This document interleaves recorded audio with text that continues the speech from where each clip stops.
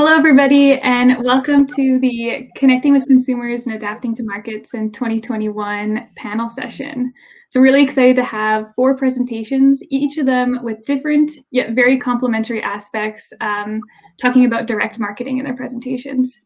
So our panelists, they recorded their presentations ahead of time, but we're really lucky to have Tracy here, who's going to be introducing each of the panelists and also just making comments about how what they're talking about might work on their farm, or maybe how it will work on your farm.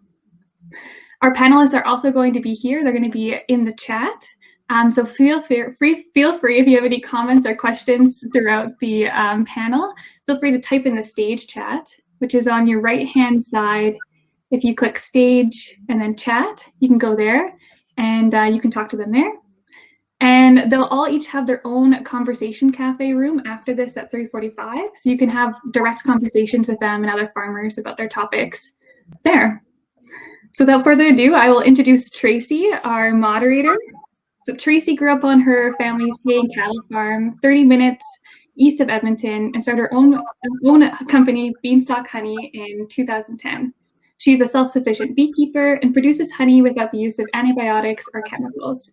She sells her honey at farmers markets in Edmonton area, and we're also very lucky to have Tracy as one of our board members. So Tracy, the floor is yours. Okay, thanks, Tiara. So I just, she mentioned that I'm a board member for Organic Alberta, and I thought I would mention here that we're still looking for more board members for this year. So we'll have our AGM tomorrow. And if anyone's interested in being a board member, maybe get in touch with one of the organizers or one of the board members and express interest. I think we're still looking for a few people here. So I'm excited to see this session.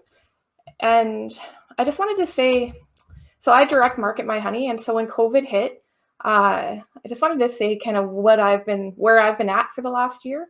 And it was kind of like I was going down this river full of people before, and I had lots of customers and the markets were busy. And then all of a sudden, one weekend, COVID hit. And I swear I saw tumbleweeds blowing by my stall. Like it was dead, like immediately. And rather than calling it a sink or swim moment, I think I've learned there's more to sinking and swimming than just sinking and swimming. It's kind of like I got chucked out into this middle of the lake with no customers around me anymore. And rather than sinking or swimming, I just kind of bobbed until the second lockdown, really. I had a pretty good year beekeeping this year, so I got distracted with my bees. And then come October, I was like, I think I'm sinking now. And so rather than swimming, I started kind of treading water and looking to see where the people were. And I was like, Instagram. And then I look and I'm like, online sales. And I kind of started getting an idea for what direction I might want to head. So I think I was really behind the curveball on this stuff. And it's only just now that I feel like I'm heading in a direction. And I've taken this time to also sort of look back and try and look forward and see how much I do like my product lineup and if I want to actually change my company more now. Because if I'm going to adopt these new kind of social media online tools, maybe I want to rethink other things too. So that's where I'm at. I was really excited to see this session because in this session, we'll learn about what other farms have done to develop online sales. We'll learn more about how to use social media to our advantage. We'll learn some about retail sales too and getting into retail markets, and then how to support our mental health when we're exposing ourselves on the internet for everyone to see. So I hope you enjoy. Hi, my name is Sarah, owner of Field Sparrow Farms. We direct market grass-fed beef, pasture pork, and pasture chicken. And from 2008 to 2019, farmers markets were where we did approximately 80% of our sales revenue, with the rest being wholesale. Then, as we all know, COVID hit. So on March 14th in 2020, we sent an email out to our customers saying, we're still going to do farmers markets, but we'll offer free deliveries on orders of $50 or more. Then on March 15th, we received notice that our farmers markets were canceled because their permits had been pulled by the city. So we emailed our customers to tell them that, but to say that we would still do the delivery option. 12 days later, we were mentioned in a Toronto Life story about delivery, and our orders doubled and tripled overnight. So originally, to manage the delivery system, I kept a running inventory spreadsheet and would then invoice everyone via MailChimp. The advantage to the system was it was free, but it was a lot of work, and I couldn't really include a breakdown of their order total, and inventory tracking was a pain. So the first thing to consider is how complex your needs are when you're looking at moving to an online delivery system. If you have a few products with a lot available, such as maple syrup, or the ability to produce more fairly easy, a simple model might really work best for you and will likely be cheaper. But for us, we had a wide variety of cuts, several different types of livestock, all of it coming in at different weights, and we needed something more robust. So briefly, I considered Square, Shopify, Local Line, Open Food Network, WooCommerce, and Gracecart. I turned down some because they were pretty expensive, and others because they required too much prep work or back-end needs. I needed something that was easy for my customers and myself to use. I wanted something out of the box. And so in that end, we chose Local Line. Another option might work best for you, but I'm going to just share my thought process that we went through to do that, and some of the things that I think Local Line does well. So things to consider. You really need to know your sales system and what works best for you and your customers. So the first question to ask is, when is payment due? Is it due directly upon ordering, or is there flexibility in that payment schedule? One of the tricks with meat is that you either have to price for an average weight or not take payment right away and invoice later. I know quite a few do it the first way. They'll have all of their chickens within a certain weight range, will be $25, let's say. But for us, we wanted customers to pay after we packed their order, which means we needed software that had that option. So the second question, how are you taking payment?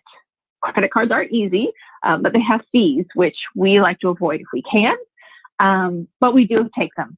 We also tell our customers that we prefer e-transfers.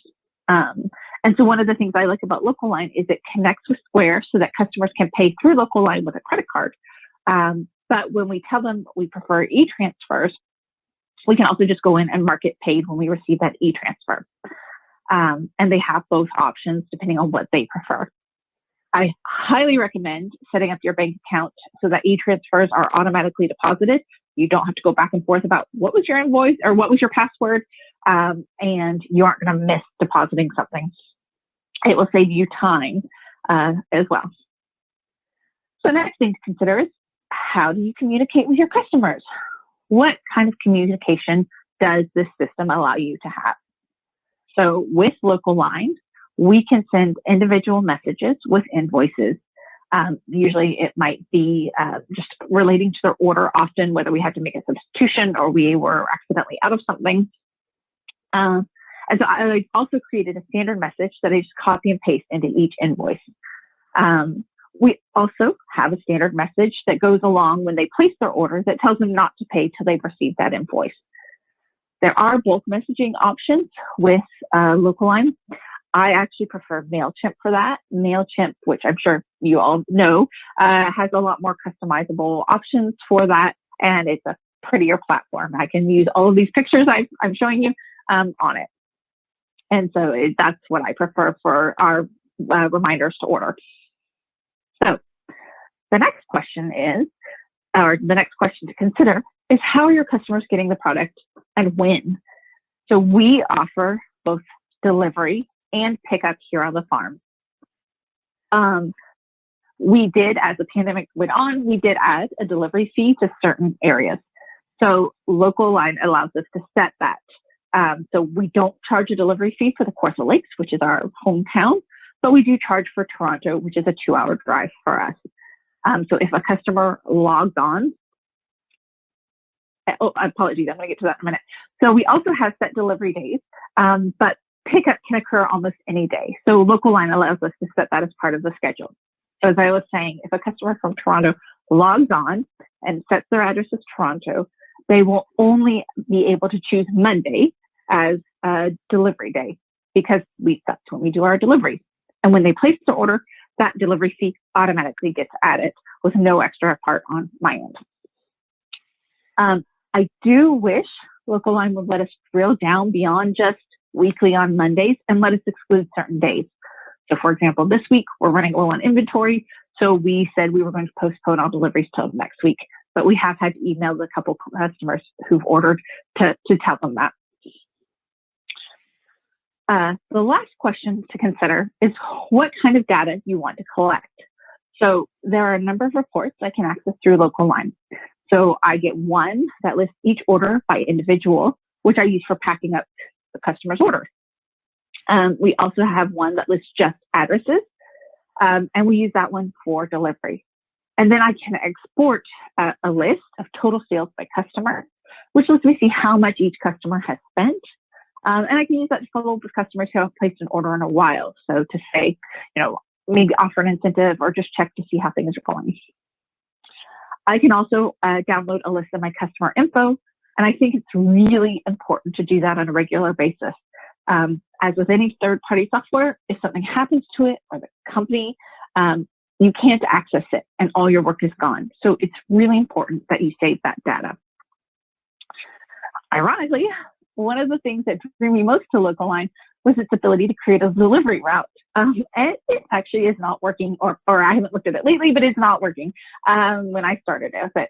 I've been told they are fixing it, but we now use Road Warrior. And that allows me to download a list from Local Line, import it into Road Warrior, and then it plots an optimized route. You can adjust it for time of day.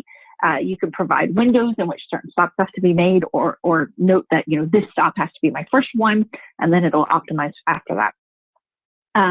It's $10 a month, and we found it very effective and worth it.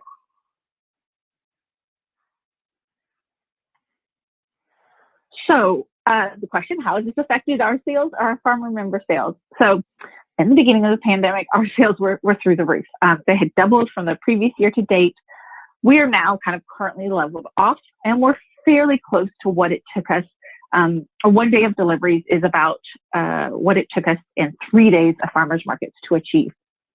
So it is definitely working for us that way. It's also introduced us to a bunch of people who weren't buying from us before.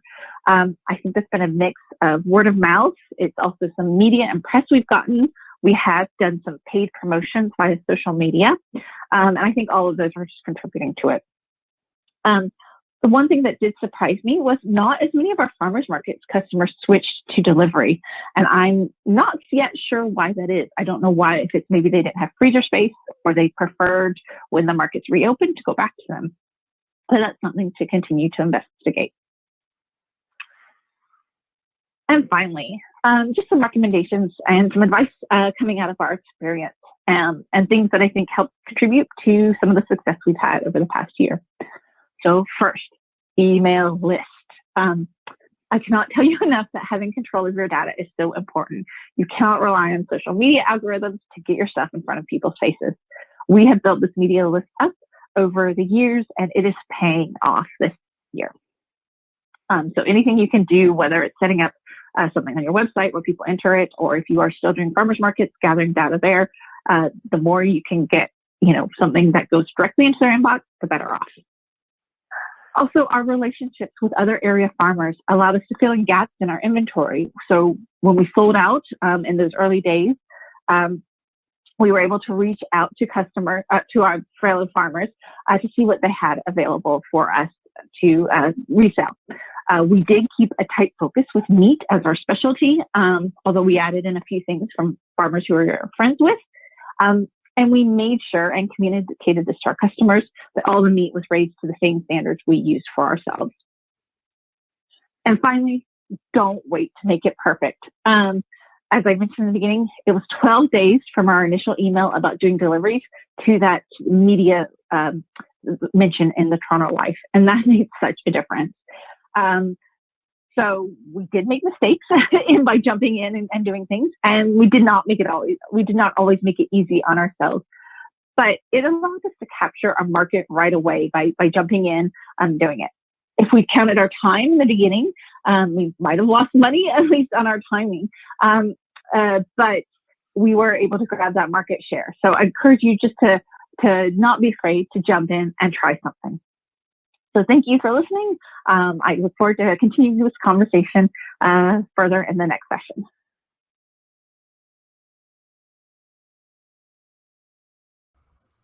So I appreciated seeing that presentation. Some of the things that I think I'll take away from that is I really should enable auto deposit on my e-transfers. It's interesting to know the different platforms that people are using when they're going to online sales. She says she's using Local Line, which I think quite a few people around here are using as well. I opted for Square as my online sales platform. And emails, I don't have a single customer's email from 10 years of selling. And so that's been a massive mistake I made, is I was never that into digital marketing and I have nobody's email address. So I've lost a bunch of customers. But she gave me a bit of hope that she's finding her online customers aren't the same as who her farmers market customers were. And so I'm hoping to just build maybe an online presence. I would be curious to see what other people here have experienced as well. So it was great information from Sarah. I totally appreciated hearing that. And she'll be in one of the networking sessions after this, one of the conversation cafes. If you have questions for her, she is available in the chat and you can ask live questions to her right now. Or as I said, the conversation cafe. So our next speakers will be Angelique Taylor and Kip Ritchie. They are regenerative small-scale farmers who own Smarter by Nature. Smarter by Nature facilitates sustainable relationships between people and the natural environment by providing fresh food and education to the local community. They strive to provide access to quality produce and opportunities for economic sustainability through education, as well as restore the natural environment in the process. And they'll be talking to us about social media marketing. So let's watch their presentation now.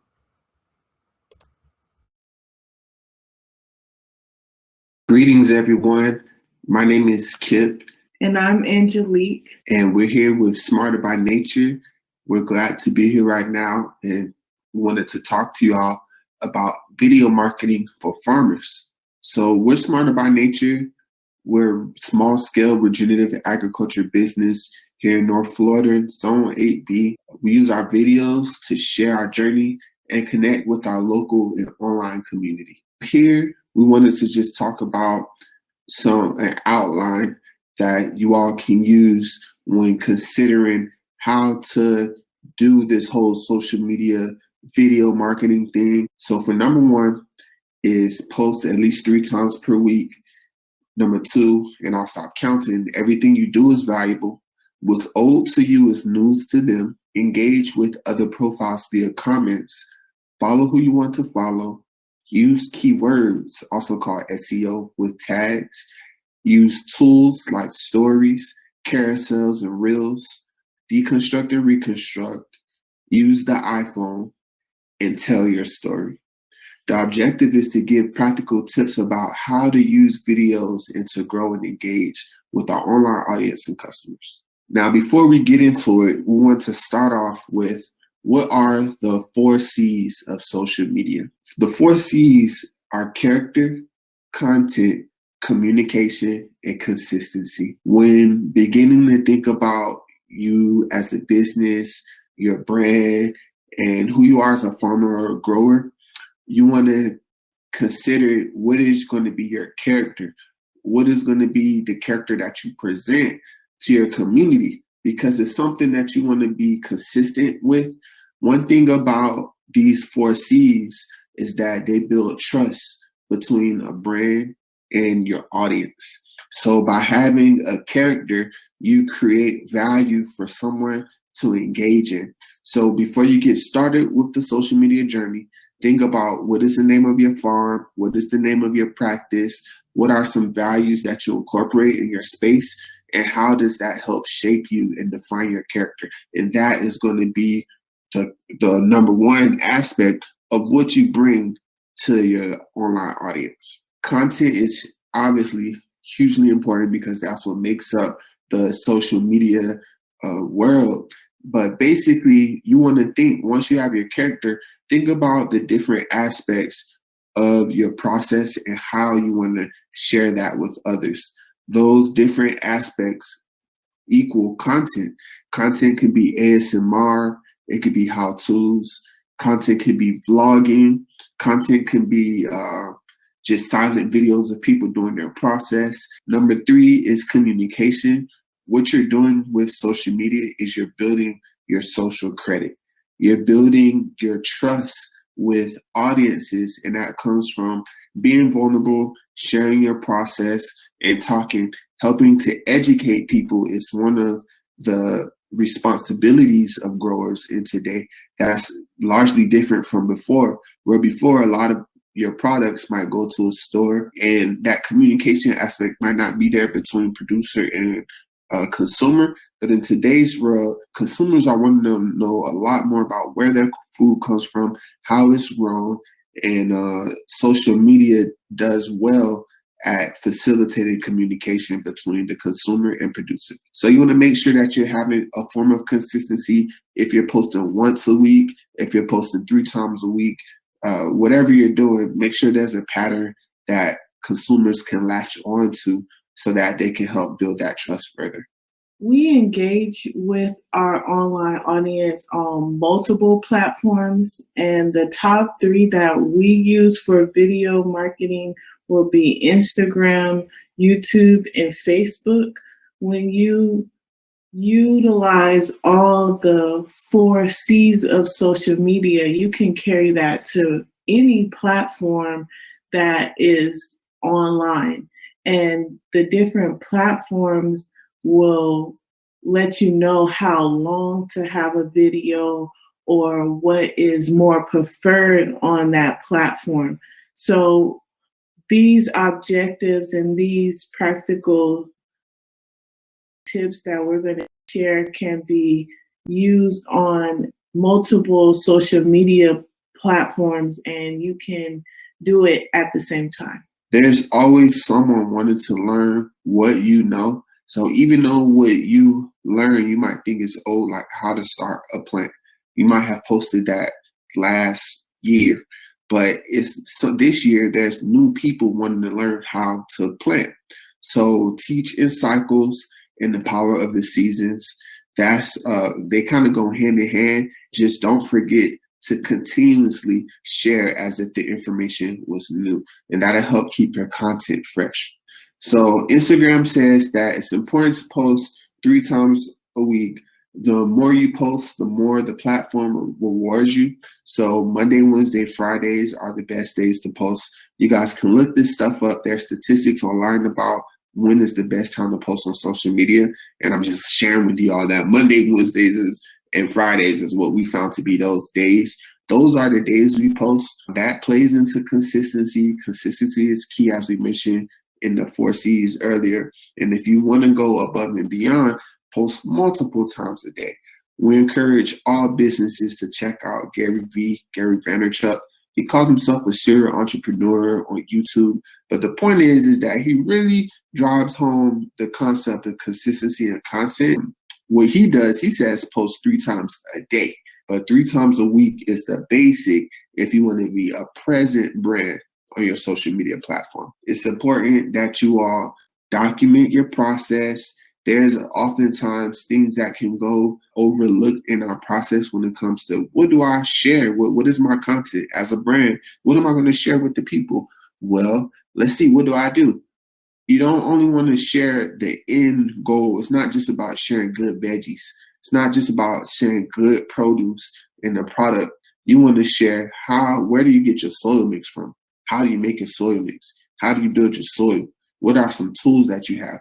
All of these are part of the process. Every little thing that you can think of, this is where your content comes from. You're going to write those ideas down as soon as they come to you, because oftentimes we have genius ideas, but we forget about them. So just don't forget those ideas. Write them down when they come to you, and realize that everything you do, from the moment you wake up out of your bed to the moment that money gets into your hand after you have a transaction, all of that is a process that you can share with others. Basically, Instagram is not just about I'm on Instagram and I'm posting. It's not just about posting pictures. It's a platform. and think of it like an online community, because that's literally what it is. So Instagram is here for you to treat it like a forum, share with people in the comment sections, go to pages you like, give them feedback, and just help build that community, because your interaction and engagement is rewarded. It's not just about the post. Make sure you tag others. And if you use products from other businesses, tag them, work with other people, and just help build your network on this platform. So the question is, what is the spectrum of following others? And basically, we want to keep it as authentic as possible. So follow the people that you want to see on your feed. Follow the community that you actually want to be inspired by. Follow people who have something to share, who actively use the page that you can learn from. That will help you create a nice organic community. And that's right in between, where you're using some discretion and discernment about who you follow, but you're also following authentic pages and people. So SEO stands for search engine optimization. It's a tool that Google uses in order to help businesses be found by consumers. So it uses keywords that searchable words like nature, sustainable, community, fresh. Those are all different examples of hashtags, and they're important because they help you expand your audience. The more you post, the more opportunities you give others to find your page and connect with your business.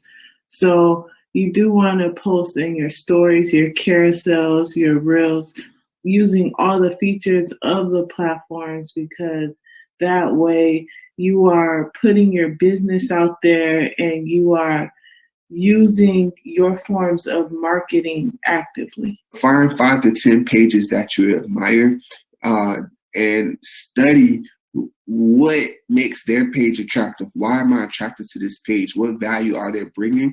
And you want to kind of replicate that value, and you want to share that with your people within your own niche. There's a great book that I encourage everyone to check out. It's called Still Like an Artist by Austin Kleon. That's AustinKleon. But it talks about how to deconstruct and reconstruct. And that's a major aspect of staying relevant and staying on top of the trend in your area. So the iPhone is the easiest way to take quality videos and photos. You don't need to be a photographer, and it's already set up and it's easy for you. Again, this is not a law. Do what you want to do. But if you're listening to us, I'm just saying, go ahead and get an iPhone, jump in the game, and use it as a tool to help your business out. Your story is how your audience and your customers will get to know you and trust you. Oftentimes, we think that Instagram can be just a photo gallery of good pictures, and you might just look at good pictures and you like it, and that's it. But no, you got to realize that it's the idea. It's also a vlog. Think about your captions. Think about, what are you doing? What's your process? If you want to share a picture of some lovely tomatoes, talk about what it took to grow those tomatoes. Talk about maybe some challenges. Your caption doesn't have to be a full essay, but maybe 2 paragraphs is what we find average. That's like what we like to stick in. 2 paragraphs. You can include some tips in there. There's many different things you could do. Y'all should deconstruct and reconstruct our profile. Look at what we do, but look at the top profiles that you admire and see their captions and see what people are doing. Again, we are glad to be a part of this conference this year. We hope that you all learned something. These are some of the things that we've learned over time. If you like, you can follow us on social media. And if you have any other questions, you can message us or email us. And we hope you all have a great season. So thanks so much for that presentation, Angelique and Kip. Basically, learning anything about social media at this point is new to me. And so I really appreciate more experienced people sharing their information. I imagine all of us learned something in that one there. Our next talk will be about getting into retail sales. This is Andrew Rosichuck.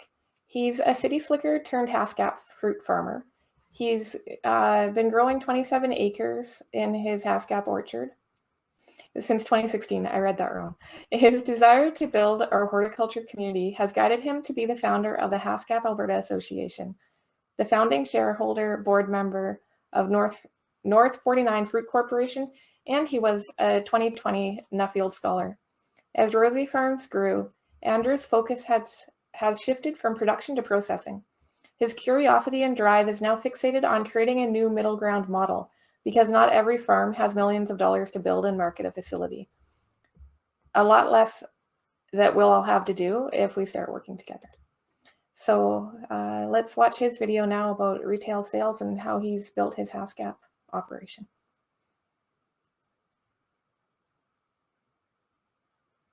Hi, my name is Andrew Rosichuck, and I'm going to be presenting on niche marketing campaigns and how to get into retail, or what to consider. So a little bit about myself. So I'm a Haskap fruit grower. I grow 27 acres of Haskaps just north of Edmonton. My whole goal from the beginning was to start wholesale. I'm a co-founder of North 49 Fruit Corporation, where there's 13 of us now that market and sell Haskap fruit. And so we've gotten into retail. So I'd suggest to anybody that there's either have a lot of money or team up with a group of people and spread the burden. So a couple considerations before pursuing retail. There are many steps involved, but don't get worried. I'm not here to discourage you. I'm trying to educate you. There are a lot of support networks to be able to get you into retail. As well as it's actually really easy to get into stores. If you want to get into just one store, your neighborhood store, just walk up to your store manager and just say, hey, I've got this idea for a product. Do you have any advice for me? What do you think? And they will help you out and get you in stores. In the last couple of years, there's been so much support for local, and so let's keep that going. But once you do get into stores, it is actually really hard to market and sell your product because you're not there. You can't do in-store tastings because of COVID. So you need to get creative on how to bring the marketing to your customers, because you have to bring your customers to the store. So a couple fun things that you could do is you could use shelf wobblers, shelf talkers, or marketing banners. And really what this means is that conversation that you're used to having with your customers one-on-one is now has to be transferred into graphics that will pull customers in. I personally, one of my best friends is a graphic designer because she's able to take my insanity and put it down into things like this. So you might want to think about befriending someone like that. And for me, there's 7 pieces to retail success. So step 1 to 4 is what a farmer has to do regardless. Step 5 to 6 is what someone that is in retail, that's all they have to do. So as a farmer, we need to do our paperwork, our production, our harvesting, and our processing. But now if we want to get into retail, we also need to do processing, which is value added. We need to do sales and marketing, and we also need to do distribution. So this might seem overwhelming because for me personally, I think the average person can only do 2 or 3 of these really well. But what you can also do is you can outsource. So you can hire a consultant or hire someone to help you out and outsource it. I suggest everyone read a book by Tim Ferriss. It's called The 4-Hour Work Week, and the whole idea is to outsource everything. I call it hands-free business. You can hire a consultant, and this is something that doesn't need to be overly expensive. Yes, you can hire a consultant, and there is money out there for like a feasibility study, so you can get someone, but really you can also have a friend. You can have an unpaid board of experts that meet quarterly. And then at the same time as we have goods to trade. So why not do barter and trade? We trade our goods for services. A big thing that I would say to anybody that is getting into retail or any product at all is do your target market research. This has been proven by lots of research by saying that the #1 mistake people getting into business have is that they don't do enough target market research. So make sure you find out what needs to be, who you're going to be selling to. So this is 2 different types of customers that I personally sell to, or people that I target. So with baby boomers, I trace out everything. It's called customer persona. So you draw a roadmap of who they are, how their movements are, and what they would do to actually make a purchase. So for them is they know who they are, they know what makes them happy, They know that they want to be healthy and know what's good for them. They have money, but you need to prove to them that they're making a good choice. Their modes of action or which ways they connect is texting and phone calls, as well as they use Facebook, as well as they're phenomenal communicators that if you get their attention, they will springboard it to a whole bunch of people. But then you look at another target customer that I have, which is single, rich, living the high life, 20 to 45, is they use Instagram. And really, the only way to get their attention is if you continually have to give them something new. So their inputs to keep them as a customer is going to be a lot harder. With pricing, there's two ways of doing it. There's the bottom-up method, which is the most common, which is you add up all your expenses, cost of products, how much a cut everybody's taking along the way, and then you go to market and say that's how much it's going to be. Or there's the bottom-down method, which is a much better way of doing this and has better return, because what you do is you research to find out what the market can afford, and then you start working backwards. So say they can only afford $8 for your product because that's what the competition is and that's what your research proves. You work all the way down, you add up all your margins and all the cuts from everybody else. And if you're like, okay, great, I can do this. Or if you can't, you have to start making cuts and say that's maybe your packaging, or maybe it's your product and you don't use maybe the best stuff. But you need to think about these things when you're getting into marketplace. So for product development, this is something that it can be cheap, that you can just go and make, throw it in a bag and go to a single store. But if you want to go to numerous stores, expect to spend between $10,000 and $40,000 because you need to find out shelf life, you need to find out about CFIA and food safety and Safe Food for Canada, all these regulations. And then at the same time, once you've done all that, really want you to think of scale, because if you're making this in your basement, it works, but then what happens when you need to go to a commercial kitchen? What happens when you need to go to a white label that will then make the product for you? And what happens when you need to make your own facility? So it's just nice, and that's why I love planning, because it doesn't really cost any money, just takes time and energy. Think what your scale is. So with distribution for grocery stores is made for the big guys. So to use their distribution systems, you need to really get into between 25 and sometimes up to 50 stores before you get into it. But that doesn't mean you can't do it yourself. You can go through a fulfillment center. So if you want to sell specifically online, well, they'll box and package it and ship it for you. Or you could deal with other companies for distribution that, they take a cut of it. It's $35 for a pluck.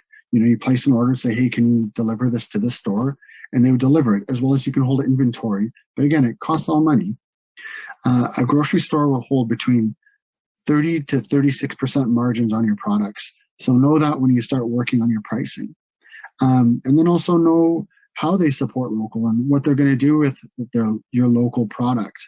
And make sure you go to the store and see how it goes, because they might be saying, yes, we support local, but maybe that support is a local stand in the back corner of a grocery store that nobody's going to go to. So the biggest thing that you can do is create your plan. Spend some time, make sure it works out. That's why it's so great for us, because we're seasonal in farming, is that this is a perfect winter project. If you can work with other growers, as well as go through those 7 different steps that I had before and see what things you're good at and things that you can potentially outsource. Because why do you need to be good at everything? And if you do have any questions, Gary Hughes with Sobeys, he's phenomenal. His whole prerogative is to support local. So send him an email and ask him some questions. So now into the creative marketing campaign side of things. So a couple ideas or things that I live by are what makes you different or change or die. So these are quotes that go through my head anytime I make a product or I'm trying to create a campaign. And remember, with these campaigns, your whole goal is to interact and connect with your customers. So the more people connect, the more it springboards off each other, and the better things are for you and your company. So a couple fun examples. So I've done an Instagram quiz. So what that is I just do some videos of cool, fun facts, and then people can answer them. They click, A, B, and C of what the answers are, and then you can see what the metrics are. And this is fun because you can springboard it off of other people. Another thing is I do a recipe campaign where I go to food bloggers and chefs and say, hey, if I give you free house caps, can you make a recipe for me and take some pictures? And I will use my social media campaigns to do publicity for you, and you can do it for me. And then at the same time, I'm going to give you a formula, which I'll show you in the next slide, to put on my website for this recipe, which then your recipe then will be up forever, and then you can use as reference if you want. Another idea is I have HasCap rack cards. So business owners that I work with, I make a custom card for them where it has a picture of their HasCap product on the front. So it's very good informative for them, and it shows their products. But then on the back, it's all about HasCaps. They don't have to say what a HasCap is. They could just say, hey, here you go, read about them. And it's also good for me because the way I plan these rack cards is it's something that I want them to be memorable and something that I want them to keep as a customer. So it's a huge win-win. So you always got to think about collaboration. So this is an example of my recipe card. On the right-hand side is the recipe itself. And then on the left is the work that I give to the chefs. So what I say is, you need to have a name. Then at the top, I want you to write a small little paragraph about the food information of what they're getting into. Then the recipe format, can you fill in the blanks here? And then you do a written conclusion. And so they fill it in, they send it back to me with pictures, and I fill it on my website. It's very simple and easy. So some of my viewpoints on marketing. So traditional marketing doesn't work like it used to. So even this summer, I went through some local newspapers, spent a fair amount of money, and out of 650 people that I had to my U-Pick, only one came from those two newspapers. And also think a lot of times with marketing, whatever we hear is out of date. So for mainstream, if you hear about it, it's about a year old. I'm thinking as farmers, if we hear about it, it's probably 2 to 3 years old for marketing. So you just need to stay in touch. Again, surround yourself with people that are in the know and then just have good conversations with them. Buy them a couple beers. And then make targeted campaigns. And this is so much easier nowadays than it ever has been. So you do that by starting off by knowing your customers. And then the next thing is knowing what kind of ad platforms you're going to be using. So Google AdWords, you can use them, or Facebook, where you can target specific postal codes and specific ages to people. And then at the same time, people see a lot of ads. The average person before COVID saw between 2,000 and 3,000 ads per day, and that average person would only look at 3 to 5 of them for more than 5 seconds. So how are you going to grab their attention, and how are you going to connect with them in that very short period of time? So with small campaigns, like I say, gather your creative friends, ask your customers, your existing customers, and customers that you might want. Just ask them what they're looking for, and write down maybe like 4 or 5 questions of saying, hey, can you help me out with this? Saying, what do you look for in a product? Why do you like my product? Those kinds of things.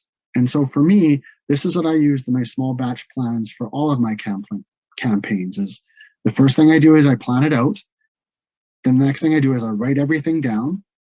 Then I test it with all my peers. So I go to my marketing friends or my creative friends, or really just anybody, my mom and my dad, and say, hey, what do you think of this campaign? Then I launch it in a small trial. Then afterwards, I either adapt it so it can be expanded, or I just delete it and say, this isn't going to work. But it's good to start small. And it's also a term called split testing. So you can look that up, and it might help you out. So in conclusion, no matter what, we're still humans. We want to have connection. So be creative with that connection, because marketing is an evolving, changing, beautiful thing. It's the realm of creativity. So have fun with it. If you have any questions, feel free to send me an email. I look forward to hearing you. Thank you. Take care. So thanks for that presentation, Andrew. I would be curious to know where Andrew sells his HasCaps. I would go by and pick some up, or what brand name he's selling his HasCaps under. I don't think he mentioned much about his own company. And so our next presentation will be from Katelyn Duban. She was born and raised in southern Alberta. She married into agriculture in 2016. Katelyn continues to develop her skills as a grain farmer on and off the field. She started sharing her journey online through social media to connect with others in agriculture. She quickly found a common trend amongst producers. Mental health and wellness were not a high priority. Katelyn continues to do the work to help end the stigmas surrounding mental health, as well as sharing the good word of agriculture through her blog, social media platforms, and on her podcast, the Rural Woman Podcast. And And so now we'll see her presentation.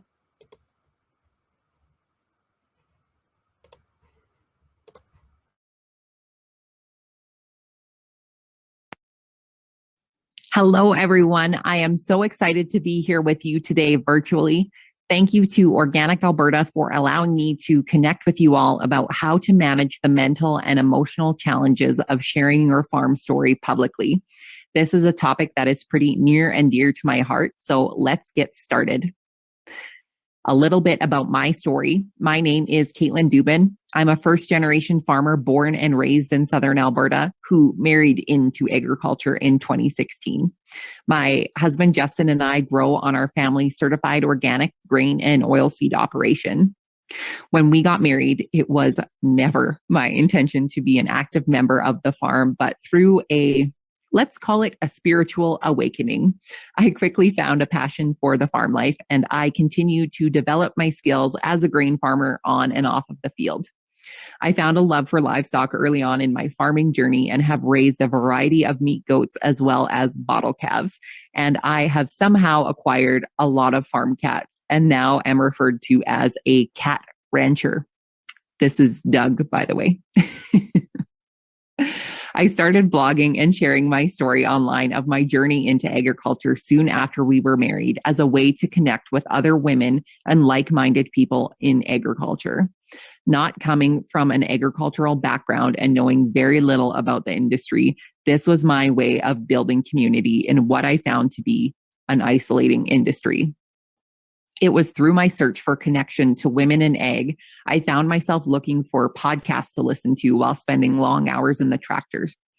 I wanted to hear the stories of women in agriculture in a way that they were celebrated. When I couldn't find one to meet my needs, I decided to start my own. So in the spring of 2019, I launched the Rural Woman Podcast, a platform for women in farming, ranching, homesteading, and beyond to share their stories. I have interviewed so many incredible women from all sectors of agriculture, including Nicole Masters and our friend Kelly Sidoric, just to name drop a couple. This leads me to this question. Why should we share our story online? Well, as the quote says, nobody can tell your story the way you can tell your story. There are a few key reasons I think we in agriculture should be telling our stories. First, we live a life that not many have the opportunity to live. Take it from someone who came from outside of agriculture. Our lifestyle is like no other. I think the general public has an interest in where their food comes from, especially after 2020, when the shelves at the grocery store were empty and the coolers were out of meat. The demand for this knowledge of where our food comes from continues to grow. Another reason to share our story is connection. Not only were we longing for toilet paper in 2020, but I think it's safe to say that people were seeking connection in different ways than we were used to. Connecting someone to something as important as their food is a powerful tool, not only for you as a farmer to build your customer base, but for the consumer to have a deeper understanding of how their food was raised and grown. Lastly, I think it's important, if we're not the ones sharing our stories in agriculture, someone else will. Now, I won't go too deep down the rabbit hole of misinformation you can find out there on the internet, but I'm sure you can all think of a few misconceptions you've seen yourself about agriculture being passed around online. I think it's important to share what we're doing in order for honest transparency between farmers and consumers. Now, on the flip side to that, you might be thinking, well, Katelyn, I don't want to share everything and give all of my secrets away. And I would agree with you there. There's definitely a time and a place to share certain information, and that obviously needs to be up to you and your discretion. But that being said, keeping your cards too close may create a sense of competition rather than community.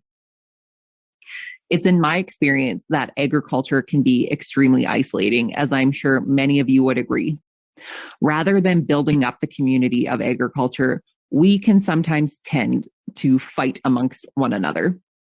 In these instances, I think to myself, how is this helping the consumer find confidence in our industry if we can be so quick to call each other out? I would encourage you to build community or expand your current community to include diverse backgrounds, experiences, and methods. This can be a mix of other farmers or ranchers, customers, or better yet, your future customers. The best businesses aren't those who are concerned with how much of the pie their competitors are taking. Rather, the best businesses are concerned with how best to serve their customers.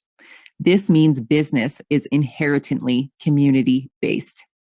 Community over competition isn't a call to prop up businesses that don't serve others well. It isn't a call to undercut the competition or to accept some form of false slighting humility where you put yourself down in order to lift others up. But it is a call to serve others. And when you think of it, isn't that what we're ultimately doing in agriculture? We are serving others. Now, serving others, though it may be rewarding, can be tiring and draining. So how do we protect ourselves from burnout when it comes to serving our audience and our customers on social media? I think first and foremost, the most important thing we need to identify is our goal for being on social media. What is our why? Are we using socials for entertainment or to make friends or to share funny cat videos? Are we marketing our products? Are we doing all of those things? If so, that's totally okay. But we need to make sure that what we're doing with our business online is a reflection of what our overall goal is for sharing our story. If your goal is to market your business and your products to your ideal customers, then we need to identify who our ideal customer is and where they hang out online and focus our time and energy there.